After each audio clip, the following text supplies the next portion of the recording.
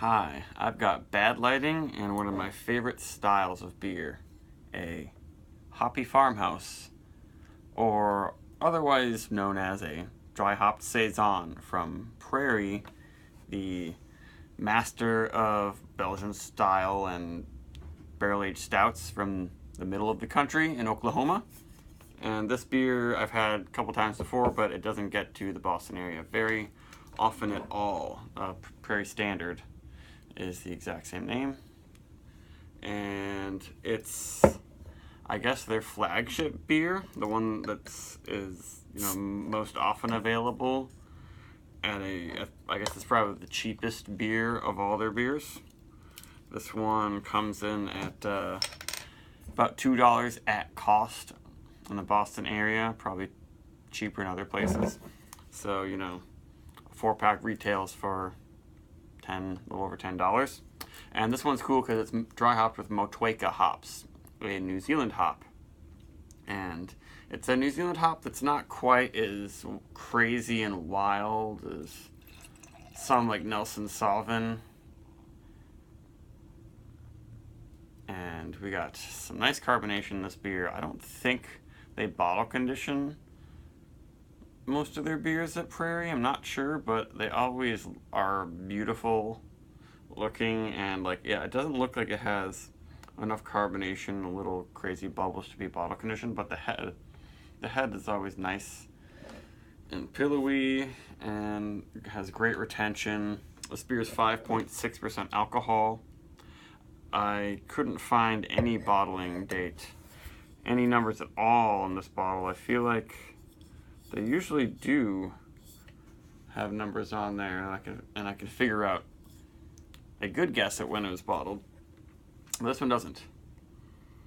It smells pretty good though. Yeah, they use some kind of, I guess, their own farmhouse yeast strain that I really like.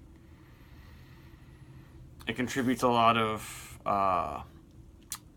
pepper, not quite intense clove, phenol-y qualities, and it's got a lot of pear notes. It's not quite banana or bubble gum, which is often a little bit too much for me, especially in the saison style.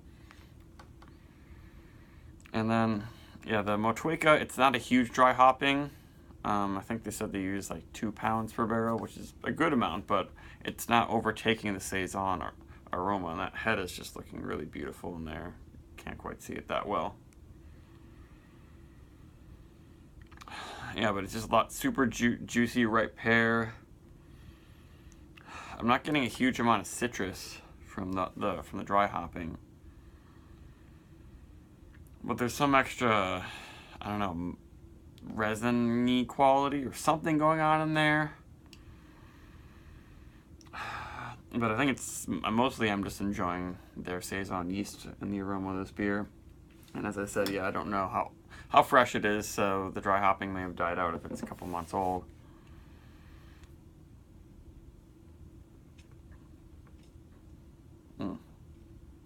Yeah, there's definitely some more citrusy, woody elements in there that don't come with the saison yeast, but it finishes, yeah, with lots of juicy pear and cracker, but quite dry. Oh, now earthy and spicy in the finish. Yeah, that's nice. This is a lot like saison DuPont and true Belgian made beers, except that I don't think it's bottle conditioned.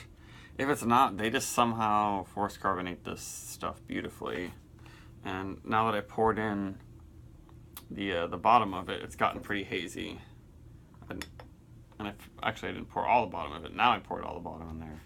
So this is a pretty nice beer, and the head is sticking around with those last little droplets of water. It's coming back up, but it's not over carbonated. It's not like you would pour it and accidentally pour a huge head like with DuPont or Mystic's saisons. Mystic is a Chelsea Boston area brewer who does some pretty good ones that are a little bit closer to DuPont style.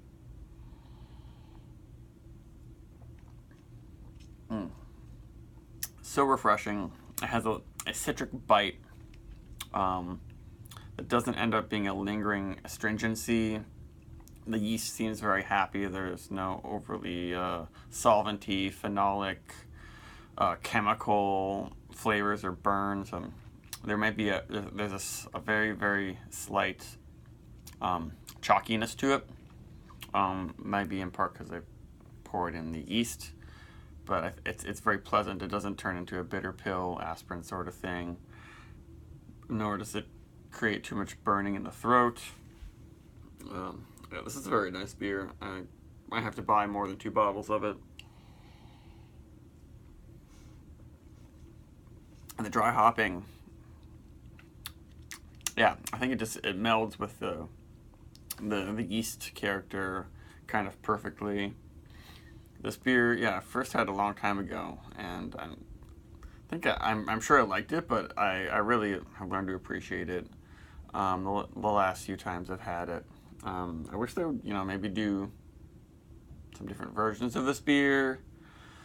Do some barrel-aged hoppy farmhouse things, or slightly barrel-aged, or Brettanomyces farmhouse. I know they do a lot of much fancier sours. They have their Funky Gold dry hopped sour series at Prairie, but why don't you throw some like Brettanomyces in something like this? That would be basically my favorite style of beer. As of now, it's great. I would give this even like a 90. It's awesome.